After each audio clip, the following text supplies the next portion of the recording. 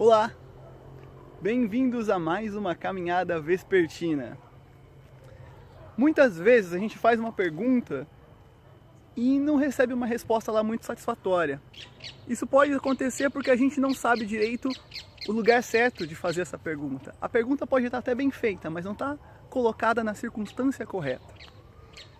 Por exemplo, se você perguntar para um cientista, um biólogo, por exemplo, o que é a vida, ele vai fazer uma série de descrições dos processos metabólicos e bioquímicos que mantêm o organismo vivo. E não está errado. Se você perguntar para um físico o que é o tempo, ele vai fazer toda uma descrição do tempo. Assim como um químico, ou mesmo um físico, se você perguntar o que é a matéria, ele vai te falar as interações atômicas e moleculares que mantêm a matéria.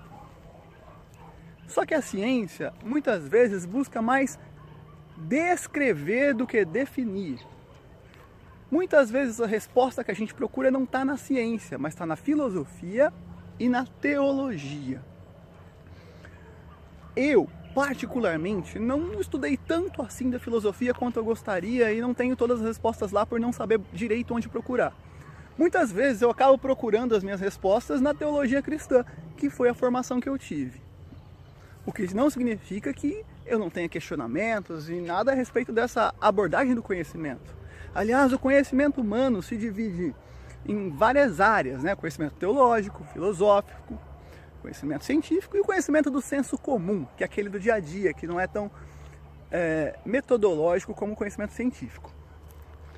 E você sabendo onde fazer a pergunta, você pode ter uma resposta adequada que satisfaça o seu íntimo.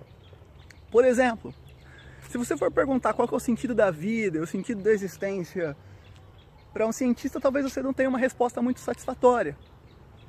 Eu, particularmente, a resposta que mais me satisfaz para essa pergunta, eu encontrei na teologia cristã. Dentro da teologia, o sentido da vida, o sentido da existência do ser humano é o amor. Para o cristianismo, o ser humano existe para amar e ser amado. O amor a Deus e o amor ao próximo é a essência da natureza, é isso que a gente tem que buscar, é isso que é nosso propósito para estar aqui. Saber procurar a resposta certa pode ser tão importante quanto saber fazer a pergunta certa. Saber colocar a pergunta no lugar certo é tão importante quanto saber fazer a pergunta. Muito obrigado por terem me assistido. Até mais!